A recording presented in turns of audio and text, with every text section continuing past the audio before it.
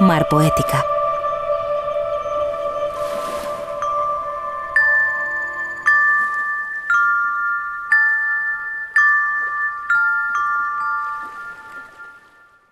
Bueno, muy buenas tardes. Muchísimas gracias por acompañarnos. Antes de nada, voy a presentaros a mis dos acompañantes de hoy, que me hace mucha ilusión que estén acá y ojalá que podamos compartir un ratito con ellos luego. Si queréis, abriremos rueda de preguntas al final del todo. A mi izquierda está Julieta Valero, que es poeta, narradora, gestora cultural, actualmente directora de la Fundación Centro José Hierro, de poesía. Bueno, de poesía José Hierro, en realidad, el orden.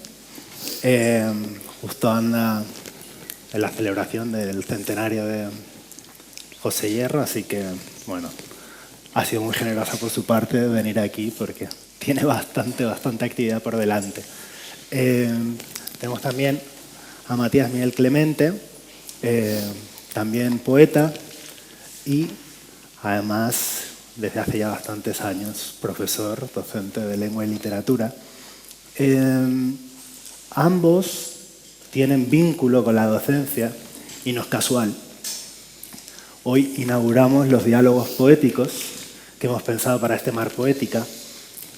Y son diálogos en los que queremos poner a conversar la poesía con otras disciplinas, por ejemplo, con el cine, o con el periodismo, con el teatro, con la música. Y hoy queremos que la poesía dialogue con la docencia. Así que nos preguntaremos si se explica la poesía y cuáles son los vínculos, ¿no?, entre la enseñanza y esta disciplina lábil que es la poesía, ¿no? Decía San Agustín, una reflexión muy conocida de él, ¿no?, tratando de conceptualizar el tiempo, decía que si no le preguntaban qué es, lo sabía. Pero si le preguntaban qué era el tiempo y debía explicarlo, no sabía. Borges recoge esta reflexión y dice que eso exactamente se puede decir de la poesía. Sé muy bien lo que es si no me lo preguntan, pero si me lo preguntan y he de explicarlo, no lo sé. La pregunta sería, la inicial, ¿cómo explicamos algo que apenas sabemos definir? Tenemos disciplinas, ¿no?, como la medicina, la economía, la biología, que tienen definiciones cerradas, definiciones que apenas generan polémica, ¿no? Pero saltan las alarmas en cuanto intentamos definir la poesía. Entonces, ¿cómo abordar la enseñanza de una disciplina cuya esencia intuimos, pero no podemos acotar de una manera fija, ¿no? Julieta, ¿qué piensas de...? Bueno, pues antes que nada y muy sentido, muchísimas gracias a todos por acompañarnos hoy, a la Delegación de Cultura, porque apostar por la poesía rima con locura también, pero apostar por lo cualitativo en un mundo donde los números lo marcan todo y por algo que está tan en la raíz de todas las culturas es fundamental. Y yo, lejos de, para mí esto es un oasis, salir del búnker madrileño y del trabajo y estar en Marbella y charlar de poesía con amigos, con Matías, con Javier, pues es un regalo. Así que muy agradecida por este rato y has dado la clave. Yo es que creo que la poesía, el lenguaje poético empieza cuando termina el lenguaje en su función habitual. Es decir, yo trabajando en gestión cultural muchos años, hablando con muchos poetas, hay algo en lo que coinciden todos. Ya lo decía Lorca, por supuesto José Hierro, que la poesía trata de atrapar o de convertir en un hecho de lenguaje lo inefable, paradójicamente aquello que no puede ser dicho. Buscamos con el lenguaje decir aquello que no puede ser dicho y esa delgada zona de imposibilidad en la que nos movemos los poetas, y es el motor de la poesía, porque la poesía habla sobre todo la poesía contemporánea. Yo creo que ha recuperado lo que era la función primera de la poesía desde la antigüedad, que es hablar de los espacios del ser crear lugares de palabras que puedan asentar todas esas cosas tan importantes, sentidas, reflexionadas, metafísicas en un sentido muy, muy matérico de la vida, poderlas nombrar, poderles dar carta de realidad. Y esa función, después de un largo viaje, yo creo, histórico de la poesía, como vehículo de otras cosas, se ha recuperado en la contemporaneidad y por eso vivimos en esa paradoja, ¿no? La poesía empieza cuando el lenguaje ya no da más de sí. Cuando el lenguaje no da más de sí, claro. Matías, ¿qué lenguaje utilizamos para explicar eso que está donde el lenguaje no da más de sí? Bueno, yo en primer lugar me sumo como Julieta a los agradecimientos. La verdad es que es un placer estar aquí y participar de esta sinergia que se crea en un festival como este. Y no puedo hacer otra cosa que agradecer a la Delegación de Cultura, a Javier, a Antonio Lucas la invitación y sobre todo la suerte de estar con Julieta, a quien leo desde su primer libro. Y confieso que me pasa una cosa un poco naif, que cuando leo a contemporáneos los meto en la nómina de mis amigos. Entonces, Javier no lo sabe, pero somos amigos de hace mucho tiempo. Y hoy vamos a continuar con esa amistad y con la que tenía ya con Julieta. Bueno, como profesor, en este caso, yo tengo que dar un testimonio bastante sesgado, porque, en fin, yo soy profesor de secundaria y entonces parto de la no voluntariedad. Sí, mis alumnos y mis alumnas no quieren aprender poesía de primeras, en un primer paso, ¿no?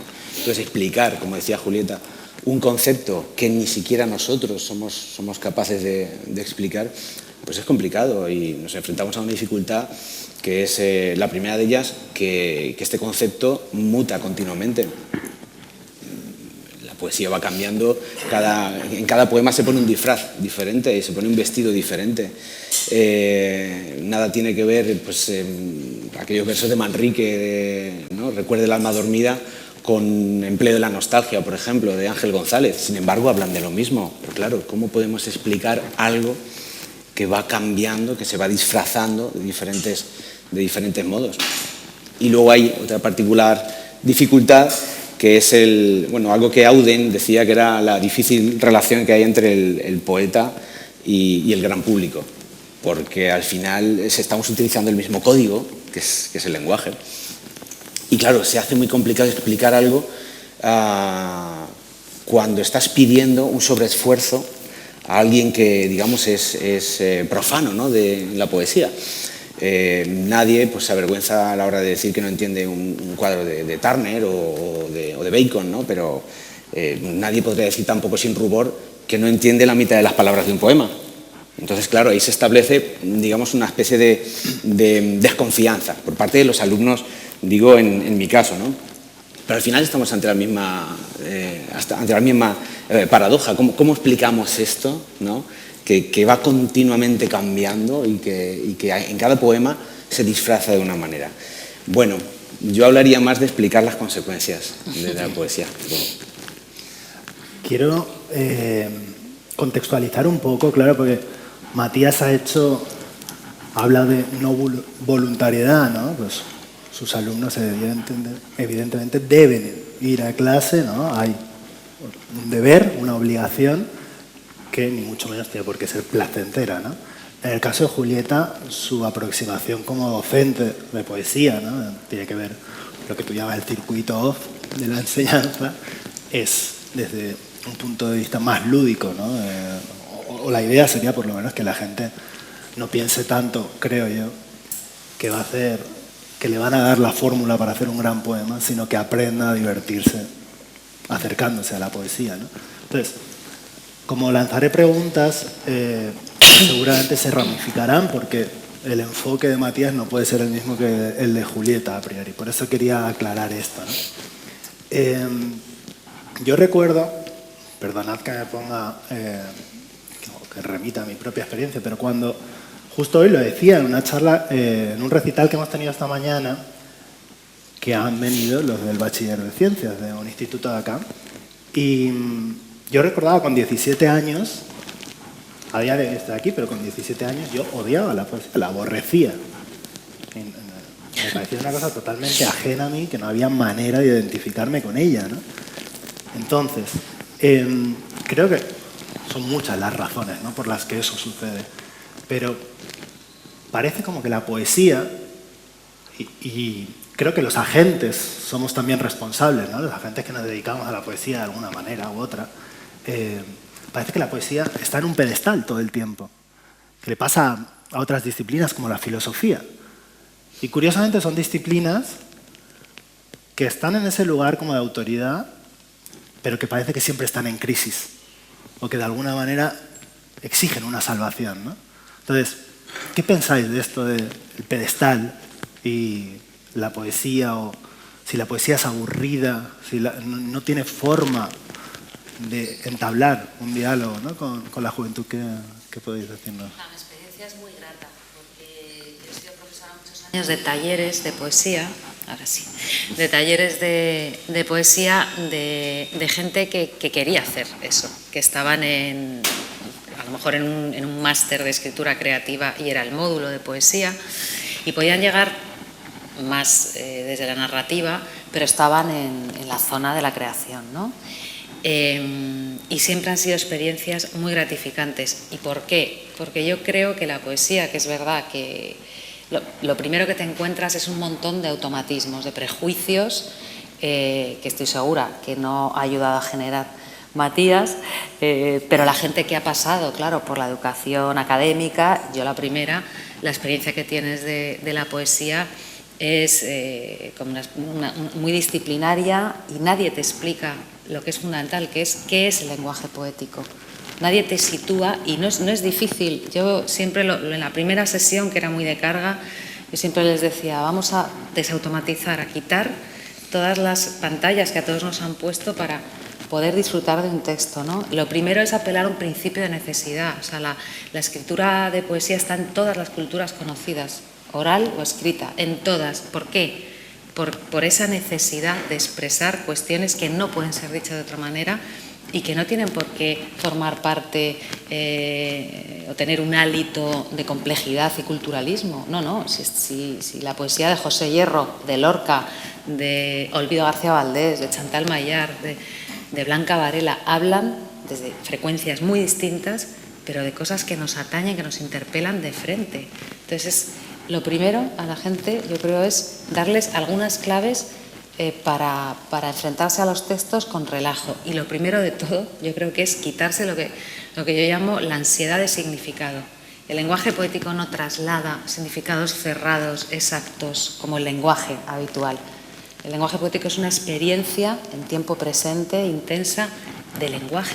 Que tienes que quitarte la obligación del eurequismo, de qué está queriendo decir este hombre, esta mujer con esto. No, es acompañar, deja que las palabras, deja que el ritmo, deja que el sentido o el no sentido, deja que eso estalle en ti, genere cosas en ti.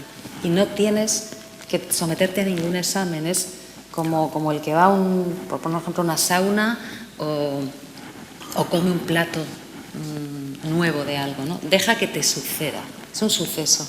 Cuando empiezas a situar a la gente en esa perspectiva, la poesía baja del pedestal y se convierte en algo cercano.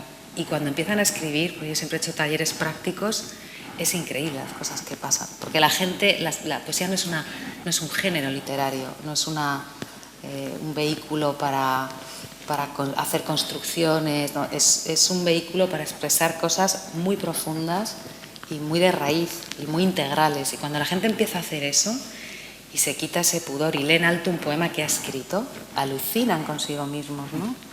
Y luego, y ya termino, quitar también otro automatismo, que es que la poesía es una especie de rayo que te parte porque eres un ser especial tocado por algún tipo de epifanía o de musa.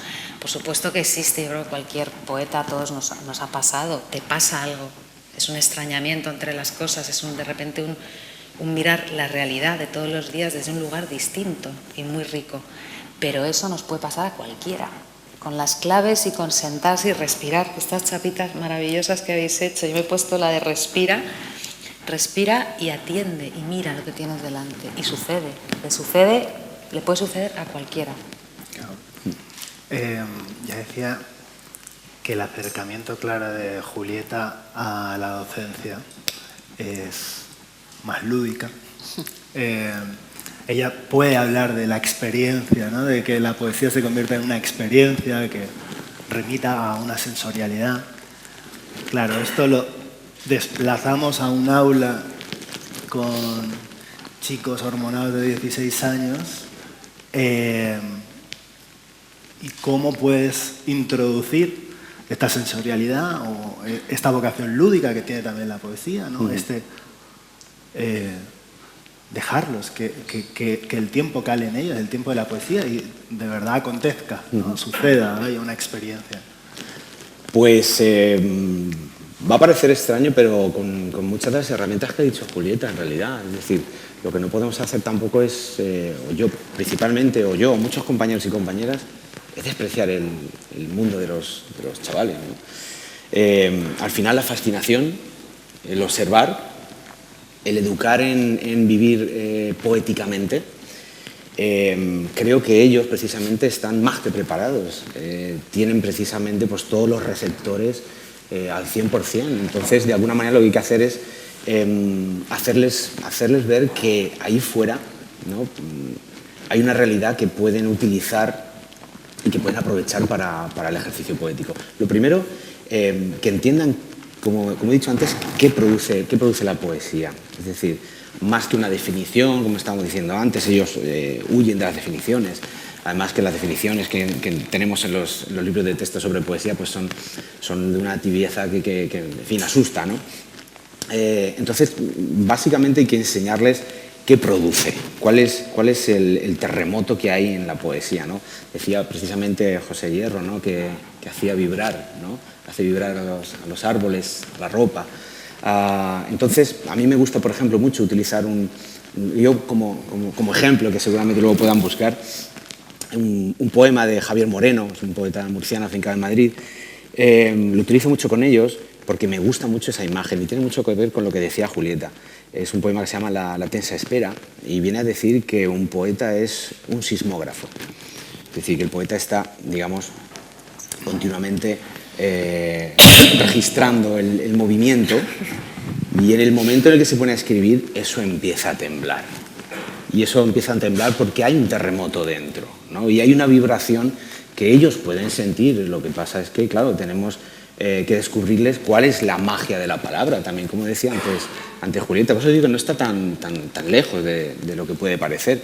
Al final, si ayudamos a que los chavales y las chavalas entiendan que las palabras, si las sacamos de su contexto, si hacemos ver que tienen una vida propia y que si las unimos, ¿no? Pues esos rizomas que tienen, empiezan a crear mundos nuevos, imágenes nuevas, y todo eso al final empieza a crear en ellos también imágenes y a vivirlas, ¿no? Yo utilizo mucho, por ejemplo, esta cadena de versos tan bonita que hizo Huidobro en el canto tercero de Altazor, ¿no? Esta especie de máquina de metáforas, ¿no? Que es una especie de fórmula que vendría, digo más o menos de memoria, estos tres primeros para que vean ustedes un poco cuál es la mecánica, ¿no? Decía algo así como regar pájaros como heliotropos, plantar tardes como rosas. Entonces va creando una especie de mecanismo por el cual se van mezclando palabras que no tienen nada que ver una con otra. Y eso les despierta. De pronto dicen, ostras, detrás de todo esto hay imágenes, ¿no? Un poco agustiniano también, ¿no? Esto de si tú puedes verlo mentalmente, pues oye, pues puede existir, ¿no? Entonces no está nada lejos. Es la fascinación, que sepan mirar el mundo, La realidad está ahí, es la que es. Y es bella, o es terrible, o es cruel, o es fascinante. Pero somos nosotros los que llamamos a la realidad a presencia y le exigimos. Ellos también lo pueden hacer. Hay cosas que les inquietan. ¿Cómo no les van a inquietar en la adolescencia? Llámalas con la palabra y pídeles explicaciones. Ahí empezará el sismógrafo a vibrar. Y perdona que invierta el orden de preguntas. ¿Qué margen de maniobra tiene un docente en una escuela pública a día de hoy? Precisamente para eso, ¿no? Para poder introducirles a la ciencia de la sismografía. Sí, pues quitándole espacio al complemento directo. al final no está en los programas, pero bueno, tú, si a ti te interesa realmente una educación literaria, a mí me interesa particularmente, pues tienes que ir un poco escondiendo, ¿no? que estás dando ciencia sabrosa, ¿no? por otro lado, ¿no? Pero al final eso es primero de todo la pasión. Primero de todo la pasión. Yo recuerdo hace poquito, y perdonad que haga una autorreferencia, un viejo alumno turinés me manda una tesis, ha terminado su tesis doctoral, hace un montón de años que no lo veo, una tesis sobre García Márquez. Y a la dedicatoria se dedica a su padre y pone a Matías por enseñarme a vivir poéticamente. Yo digo, ostras, yo no he hecho nada particular. No he hecho nada particular. Lo particular que he hecho ha sido enseñar con pasión. Es decir, intentando que todo aquello que están viendo sea fascinante. Que estén alucinados, como decía Claudio Rodríguez, alucinarse. Que vean luz en todos lados. Muchas veces les hago un test, simplemente para hacer un pequeño ejemplo. Les digo, ¿habéis visto alguna vez algo que no sea de este planeta? Prácticamente casi nadie hace una respuesta afirmativa. Solo algún iluminado dice, claro, todos los días, el sol y la luna. Claro, todos los días. Vemos cosas que no son de este planeta. Pero es que incluso las que están aquí también fascinan. Entonces hay que ir sacando, ¿no? De algún modo, minutos, horas, que luego pues hacen que uno tenga que correr, ¿no? y esté sudando por hacer exámenes cuando no hay tiempo y corregir cuando no hay tiempo. Pero se puede. Julieta, decías que lo primero que haces en tus clases es desautomatizar. Y uno de esos automatismos, ¿no? Es el pensamiento lógico, que es uno de los... No tiene por qué ser un rival de la poesía, pero tal y como se ha concebido la poesía, ¿no? Para el 90%, 95% de las personas, es el pensamiento lógico un enemigo, ¿no? Tenemos esta cosa, el significado lo tenemos grabado a fuego, ¿no? ¿Cómo podemos, ¿no? Porque la poesía siempre se enfrenta a este problema cuando tratamos con alguien que está lejos de la poesía, ¿no? La primera queja que surge es que no lo entiendo. Es que no lo entiendo. ¿Qué hacemos con ese no lo entiendo? ¿Cómo podemos luchar contra esa tiranía del significado, ¿no? El sentido que tan inculcado tenemos, que tenemos que hacer como lecturas rectas, ¿no? En realidad, el significado es una forma también de tener controlada la poesía. Hay mecanismos de poder detrás de eso. ¿Crees que no tiene nada que ver? Yo quiero pediros perdón por mi tosido terrorífico. Es que me posee no la musa de la poesía, sino la de la alergia. Y espero que no me vuelva a pasar. Justo eso que decía Antonio Gamoneda, que con la poesía lo que sucede es que se hace sentir el significado. Es que es amplificar los órganos con los que se recibe, con los que se construye sentido. Es que no es cerebral. Nuestra forma de entender la vida, aunque nos lo parezca, porque hemos sido criados muy cartesianamente, que está alojada en el cerebro, lo que conforma nuestra vida y lo que hace que nuestra vida progrese, o sea, de la manera que sea, es algo mucho más integral, pasa por todos nosotros, ¿no? Yo creo que lo primero es, por ejemplo, cuando en una clase abordas, que es una jornada ineludible, el tema de la imagen, la analogía, el pensamiento analógico, la imagen, la metáfora, el símil, sus diversos estadios como uno de los elementos fundamentales de la poesía, aunque no tiene por qué estar necesariamente, pero en muchas poéticas está, y le cuentas a alguien que contextualizas, ¿no? Aunque luego la poesía se tiene que defender sola, pero en las clases contextualizas y cuentas que Miguel Hernández, por ejemplo, cuando escribe "Me llamo Barro, aunque Miguel me llame", que es una imagen, lo está escribiendo en una trinchera con todo prácticamente perdido, enfermo, separado de todo lo que ama, con la noción clarísima de que las cosas por las que se está jugando la vida se están perdiendo y dice: me llamo Barro aunque Miguel me llame. Y entonces les hace sentir la desolación, la deposición absoluta de armas y de fuerza ante la vida. O cuando, pues seguir con Miguel Hernández, que es extraordinariamente vital, ¿no? y que llega muchísimo. O coges las nanas de la cebolla y explicas que escribe esas nanas, que yo creo que es el poema. El otro día, como se cumplieron los 80 años de su muerte, le hice un homenajillo y estuve escuchando el disco de Serrat, maravilloso, de Miguel Hernández, ¿no? Cuando escribe las nanas en la cárcel, porque ha recibido una carta de Josefina Manresa, su mujer, diciéndole que pasa tanta hambre que ella solo puede comer cebollas, pan y cebolla. Y escribe las nanas de la cebolla y empieza: la cebolla se escarcha, cerrada y pobre, escarcha de tus días y de mis noches. Eso hace sentir el significado, no saberlo, no licuarlo cerebralmente, sino metabolizarlo con el alma, con el cuerpo, con la cabeza, ¿no? Entonces yo creo que es amplificar la noción de sentido. Y luego te referías mucho a lo lúdico de la poesía, y es verdad que los talleres de escritura tienen un enorme componente vital, práctico, de compartir. La gente se emociona, llora, pasa de todo, porque claro, como uno no escribe poemas, o sea, yo creo que la poesía, una cosa que yo creo que es honda, y puede ser lúdicamente honda, gravemente honda, pero la poesía va a lo hondo, casi siempre.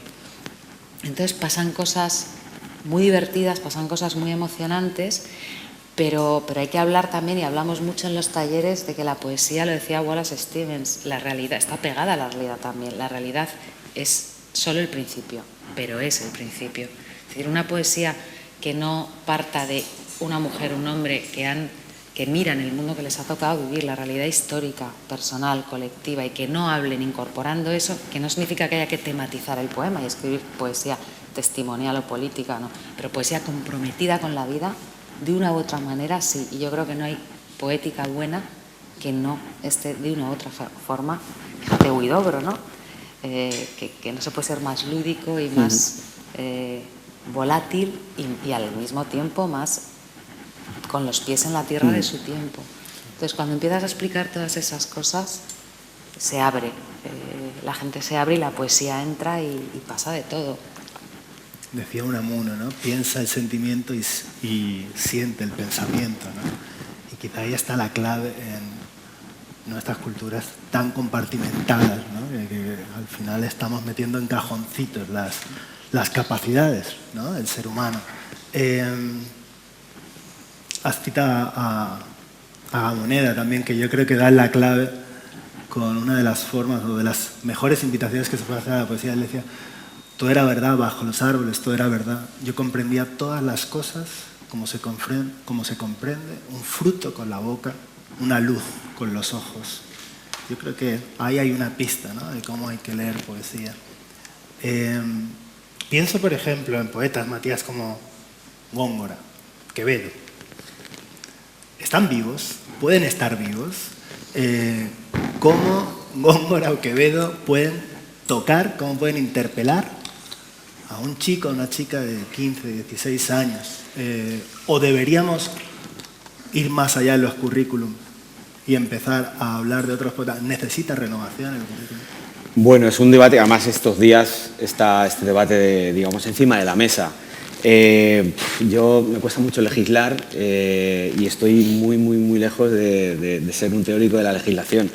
Sí que es verdad que, además, recordaba estos días una conferencia de Borges que hablaba precisamente de esto, que él hablaba de que conocía a muchos, bueno, dentro del mundo que él conoce oriental, mencionaba que en Oriente no se estudiaban los movimientos literarios de forma cronológica, de forma cronológica, sino temática, ¿no? Es decir, un poema es hermoso, esté hecho en el siglo XI o esté hecho en el siglo XXI, ¿no?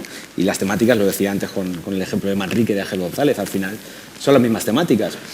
Pero es verdad que primero hay que quitarles un velo para poder ver a Góngora y a Quevedo, por poner un ejemplo, ¿no? Pero hay muchas maneras de fascinarlos con esto. Me voy un poquito más atrás, me voy a San Juan, ¿vale?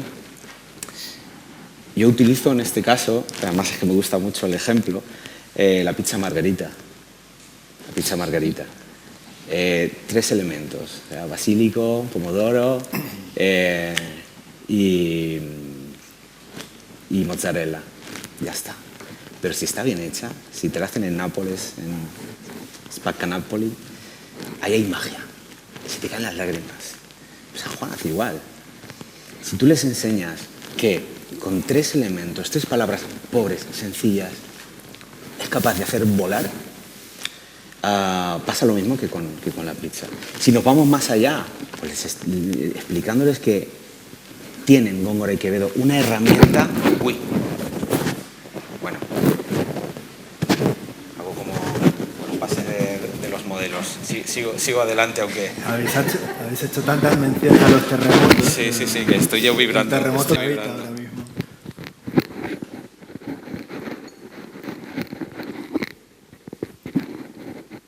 Bueno, decía que si tú les explicas que han cogido este instrumento que es el castellano de la época y que están jugando con él, que realmente están con la nueva PlayStation, ¿no?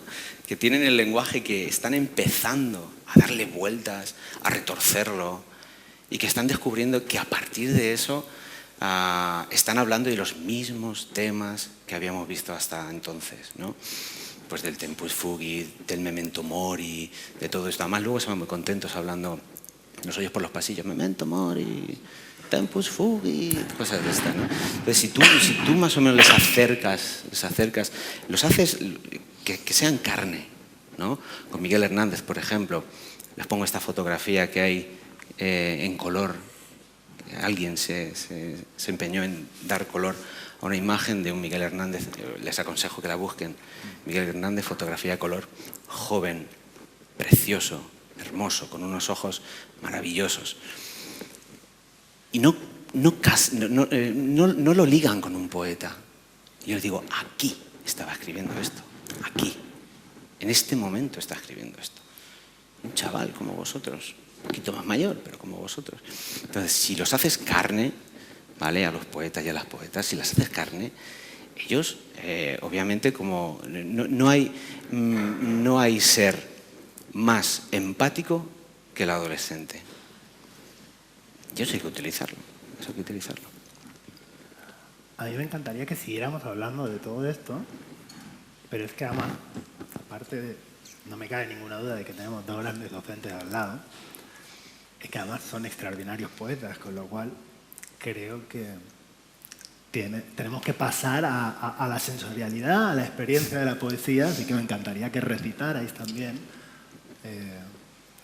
Así que no sé a quién le apetece primero, Julieta, por ejemplo.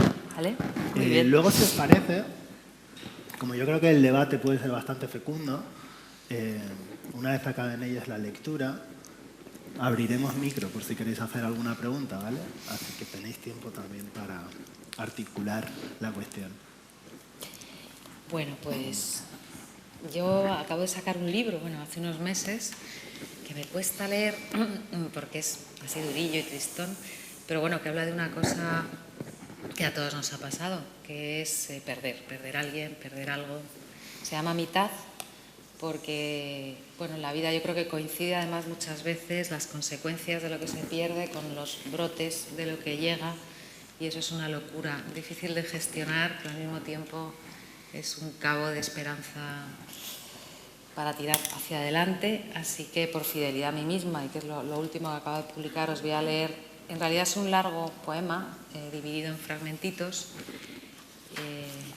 Entonces voy a leer unos minutos.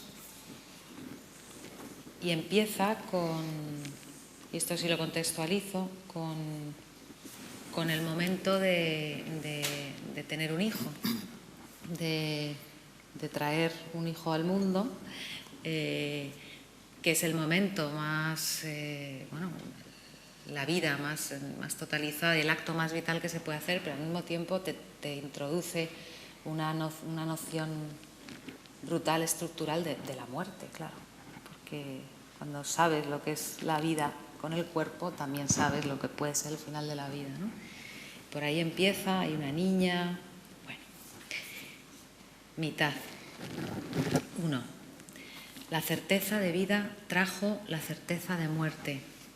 Un mismo acarreo que no es de contrarios. Es, 2, lo que se vino en la gelatina aquella que yo huí hacia adelante, que yo fui con el suelo. 3, la intemperie que esto es, la casa que esto es. Mi hija se pone de pie, algo como lava hacia el frío que le corresponde. Parches de morfina en las piernas de mi madre para que aguante la 5ª rehabilitación. Al amanecer, yo corro bajo una música que me segrega de los árboles. Las 3 vamos a desaparecer. La resistencia que esto es. 4. Bien, estoy consciente. Parece una herida, pero el ocio recupera también su dignidad. Unge de presente. 5. No somos de lo que queda, somos de lo perdido. Haberlo entendido antes. 6. Pero entonces, los charcos de dicha, ¿quién son de mí? Su liquidez, ¿qué significa? 7. Quiere tener 7 años y a la mesa familiar, tras la carne, amontonar migas, decir, madre, hermanos, seres de final. 8. Cada uno de nosotros una cosmicidad, en pie, en pie, en pie, de comprar el pan hacia el cielo rebanado. 9. Una demanda de ser que no soy yo, pero sabe mi nombre. Gritó desde el primer día, no se irá conmigo. Eso te muestro a ti también, niña mía. 10. Son los cuerpos amados, no el amor. Ambos existen. 11. Las palabras como un maizal. No huyas, pero bate brazos. Lo que vas a tener no son palabras. Lo que vas a perder no son palabras. 12. ¿Qué me aterra tanto? ¿De qué lado del pecho queda el afuera? 13. Las 2 mujeres se tienden a oscuras. Ella habla largamente, dice, el amor cambia, las personas cambian, el sexo no nos preexiste. Luego vuelve a dormirse. 14. Una mujer se cansa por todas. 15. El cuerpo se encuentra con sus deshielos a lo largo de una vida, varias veces. 16. El entusiasmo de la niña es el mantel del mundo una y otra vez vuelto a tender. Por nadie, a su través, es don. El resto brida, tensión morida. 17. A la luz de la intemperie. Esta frase la escribe otra, pero es mi mano. Se tiemblan. 18. En la cuenta de qué caída merece esta quita de clavos. 19. Naturaleza y aberración de los finales. Miro eso, no lo miro. ¿Qué será más frontal?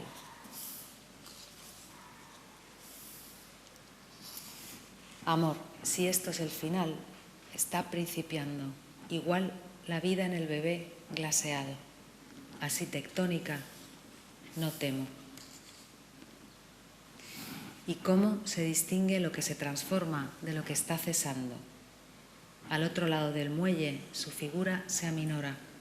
La pregunta ni flota ni encuentra avena. Y termino. Te sigo, no por detrás ni al abismo, al hallazgo, en la suspensión que lo es todo. En crudo te sigo. Muchas gracias.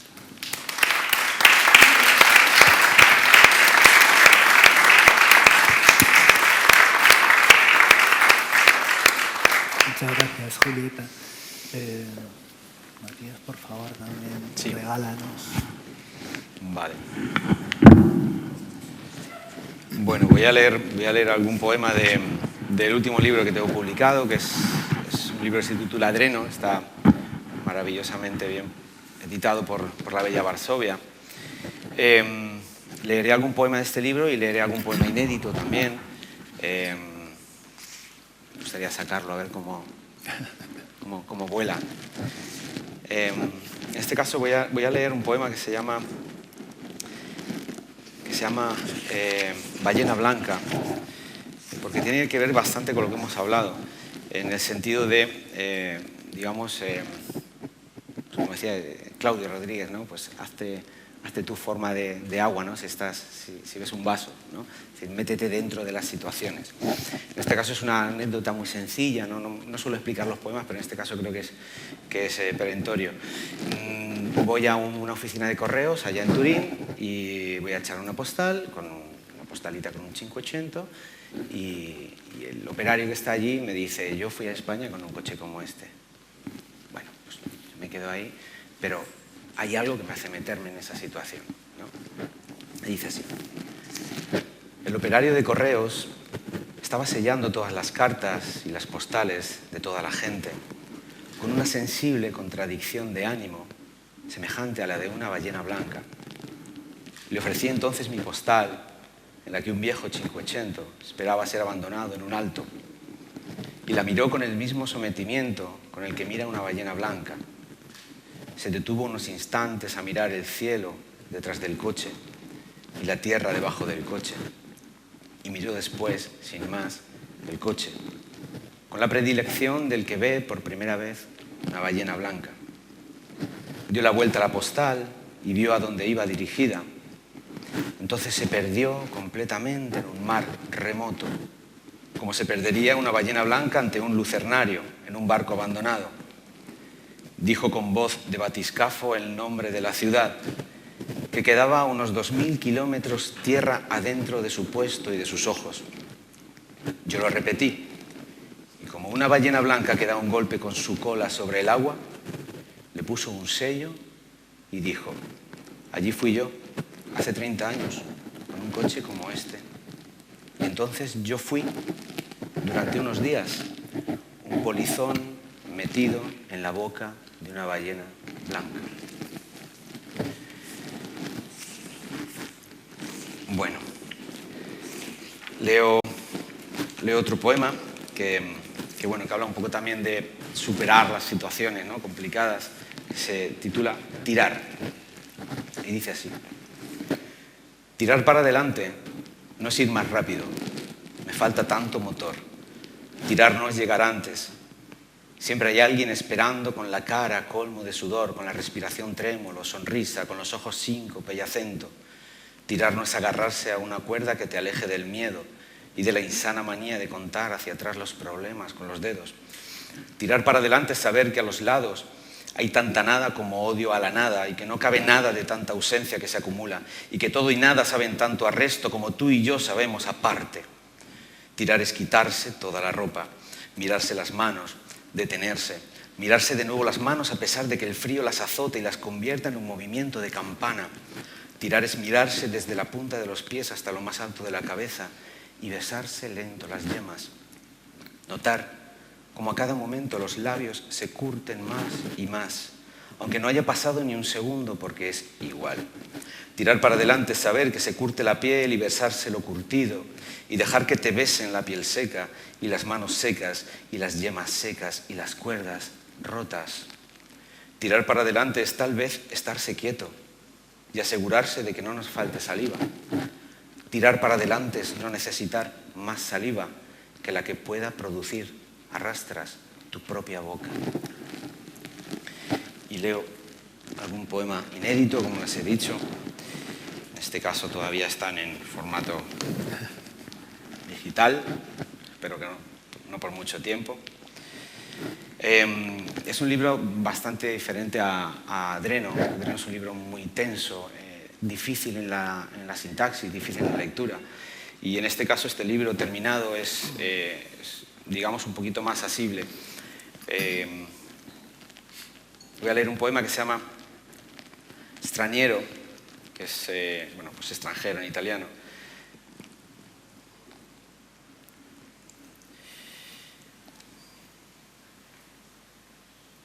y habla de la dificultad de volver. Me he acordado, lo voy a leer porque me he acordado de la conversación que hemos tenido antes. Se lo dedico entonces en este caso a los dos Javieres. Años viviendo en Turín, justo a vuelta a Albacete, ciudad natal, le preguntaba antes de entrar qué tal fue el regreso. Bueno, dice así. En el 43, de Vía Carlo Alberto, antes de entrar al patio, me recibe ladrando, incrustado en el suelo, un mosaico que dice Cave Canem, con la figura de un perro cabreado, como el que todavía puede morder tobillos en Pompeya, en la casa del poeta trágico, pero aquí es un bulldog muy cool. Es la primera vez que escucho la palabra piastrelle, y desde entonces los pedazos, las trizas, los fragmentos se convertirán en bocados para un alma que con algarabía lame el mundo.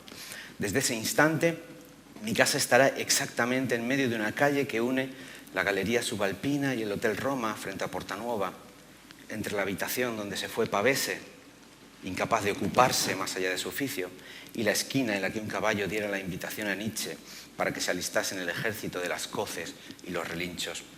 Los aires que respiro muy a menudo son frescos y siempre hay una lluvia lenta que te empapa los hombros, que hace nacer foresta de los poros abiertos de la piel y te hace compensar, como los buzos, las pequeñas tormentas con euforia. Toda costumbre es nueva y razonable. Los días se abren paso a un paso orquestal y allá donde camino oigo decenas de timbales que advierten mi llegada. Soy una pieza que urde el canto ansioso del extranjero en una tierra nueva. Pero hace ya mucho tiempo de eso, de ese presente amable. Y el extranjero a veces se aletarga sobre tristezas que van devorando el ánimo a pedazos.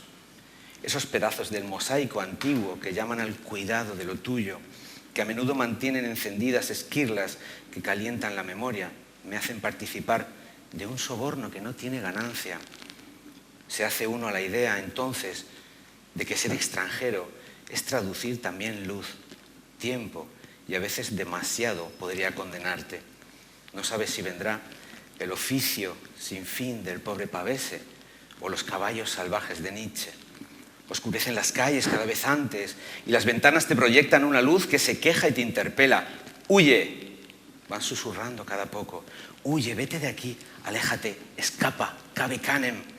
Pero llevarte los fragmentos no es una tarea fácil. Pesan las hendiduras. Nunca se vuelve al mismo sitio porque nunca encajan las piedras del mismo modo. Distintos aquel perro, distintos tus fragmentos. Extranjero. Gracias a todos por esto.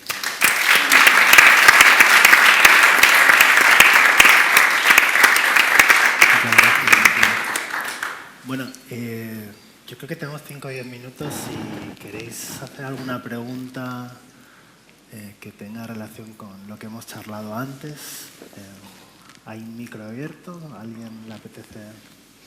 ¿Hay algún docente en la sala que quiera compartir su experiencia? ¿Alguien que haya ido como alumno a algún taller?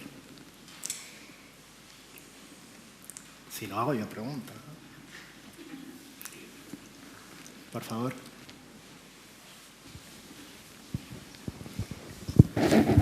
Buenas tardes y gracias por leernos vuestros poemas y por compartir vuestros pensamientos. A mí me surgió la pregunta si a la hora de acercar la poesía a los estudiantes entráis comparando canciones sobre los mismos temas y simplificando a poesías. O sea, si comparáis de épocas diferentes, diciendo, están diciéndoos lo mismo, no os compliquéis con palabras grandes.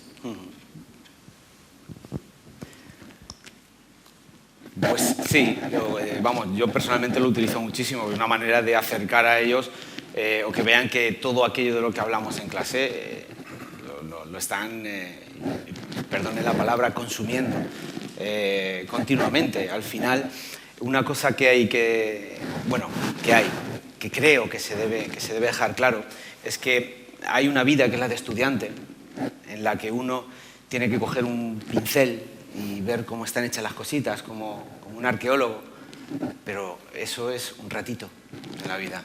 Luego fuera está todo para disfrutar. Están las canciones, está la poesía. Yo siempre les digo, por ejemplo, que esto de contar silabitas lo tienen que hacer, pues nada, menos de un mes en su vida. El resto es todo disfrutar. Es decir, no tienen que acercarse, como decía antes Julieta, no hay que acercarse a entender las cosas. No tenéis que acercaros a un poema pensando en que tenéis que analizarlo. ¡Qué rollo! Eso me aburriría hasta a mí. Igual que les digo, igual que vais al cine, no estáis pensando si hay un traveling o si hay en fin, si el guión está de tal manera hecho o no. Se me ha caído otra vez. Pero sí, claro, es una manera de acercarlo. No sé, a Lobos Lesbian, por ejemplo, el poeta Halley, qué sé yo, hay 100.000 canciones maravillosas para hablarles de lo mismo que habla un poema. ¿Tú quieres aportar algo? Sí, es que, claro, el recurso además está muy a mano, porque la poesía forma parte, atraviesa tantísimo, tanta música que interesa a gente de todas las edades. Se me estaba ocurriendo al escucharte, que yo me lo pongo mucho, Rosalía. Rosalía, aparte de lo que hace después, pero Rosalía tiene, aunque es de noche, que es la noche oscura del alma, vamos, de San Juan, y es absolutamente impresionante, pero en cualquier grupo con un estándar de calidad y que las letras se detengan un poco y tengan un poco... Hay un componente ahí donde puedes perfectamente hacerle sentir el significado. No es que no haya sentido, es que el sentido llega de otra manera, más totalizadora, más gozosa también, ¿no? Y yo creo que los referentes de la gente joven, todo el mundo del rap, por ejemplo. Las cosas se pueden hacer bien o mal.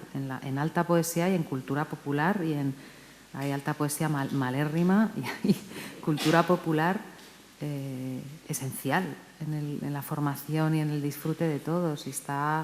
Hay muchísimas referencias ahora en la gente joven y en la gente mayor. O sea, está Leonard Cohen,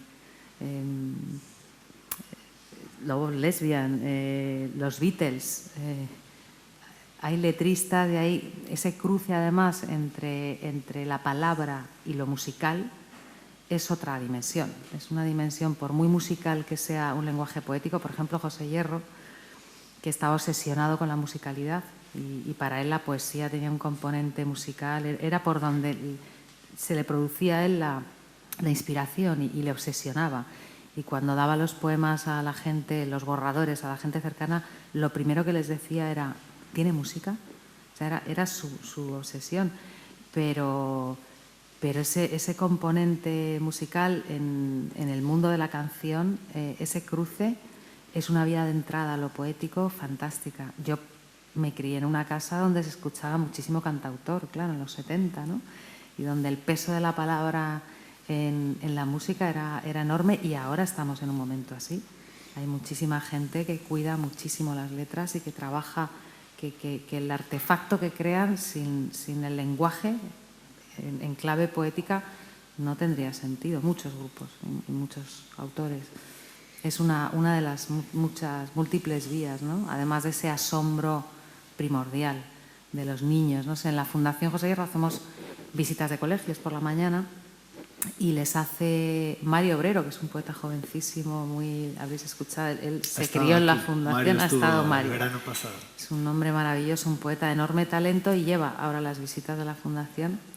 Y nos podéis imaginar, porque entra un grupo de chavales, montando la de Dios, completamente dispersos, pequeños, y les hace un taller les habla de hierro y tal, pero les hace un taller de poesía express. Los tiene 1 horita y pico ahí, les pone a eso, a quitarse prejuicios, a disfrutar, y luego salen al auditorio que tenemos a leer sus poemas, que eso es grandioso, se ven leyendo, o sea, han hecho algo y además lo leen. Bueno, y él les entra mucho por la música, por las canciones, ¿no? Claro. Y por el asombro. Pero el asombro no ante lo asombroso, el asombro que los chavales, los niños, están todavía conectadísimos con la capacidad de asombro ante lo más sencillo de la vida, y es volver a coger ese hilito que estamos a punto con el mundo, ¿no?, al que les volcamos, a punto de desconectar y volver a hacer así. Y es un buen profesor, lo hace. que por cierto, es que estoy aquí, no estoy mirando a mi correo personal, sino que tenemos una charla, uno de los diálogos poéticos que vamos a tener precisamente es poesía y música. Por eso quería hacer referencia, que lo que no sé, no vea porque he puesto modo avión, confirmar si es el día 5 o es el día 6. El 6. El 6. La víspera de la Vale. clausura. Bueno, pues, Abraham Boba y... sí, con Abraham Boba y tú, ¿vale? ¿Hay alguna otra pregunta? Sí.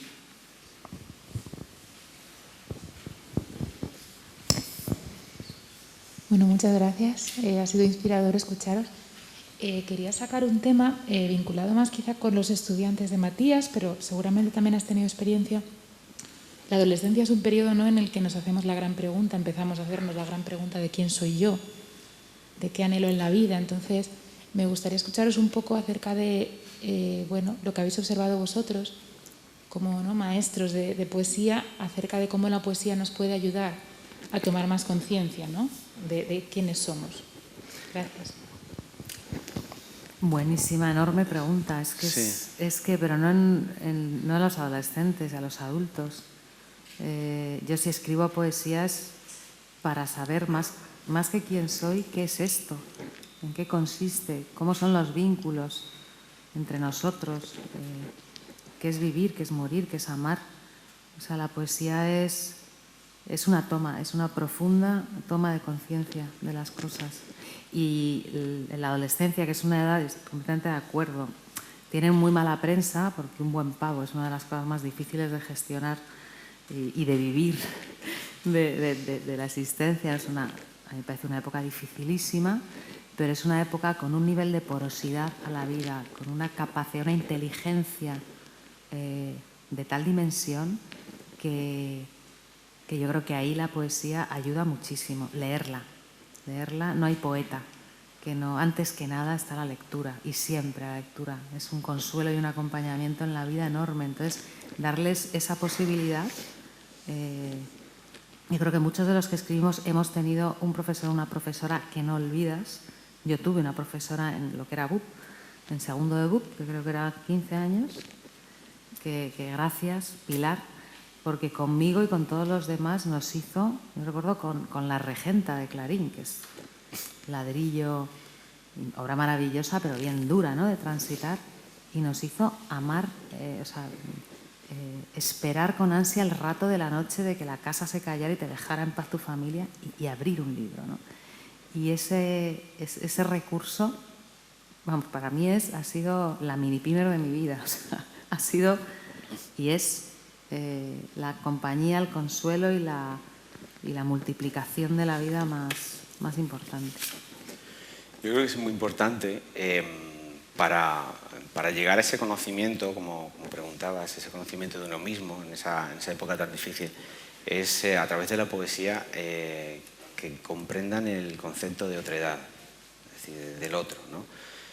Yo lo he hecho algunas veces, les he puesto un ejercicio que es un pequeño poema de Paul Valéry, que dice algo así como: ¿quién está ahí?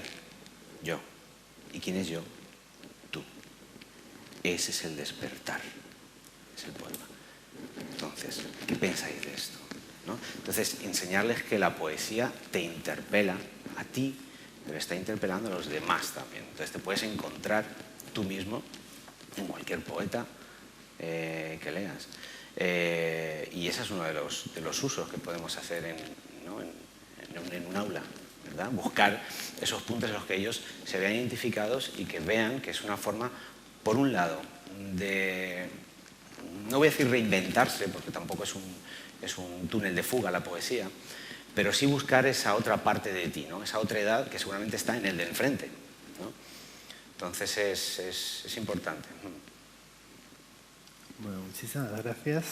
Yo creo que esta tarde nos quedamos con una idea aproximada, que la poesía enseña a asombrarse y que el asombro de alguna manera es la puerta que tenemos a las cosas ilimitadas.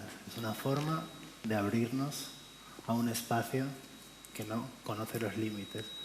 Y por eso creo que hay que formar y seguir formando en el asombro, a Así que os agradezco muchísimo las intervenciones, creo que han sido muy estimulantes y creo que todos salimos con ganas de asomarnos a ese asombro.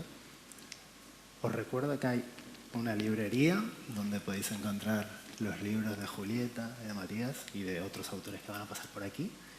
Y os agradezco muchísimo la atención y que hayáis estado aquí con nosotros hoy. Muchísimas gracias.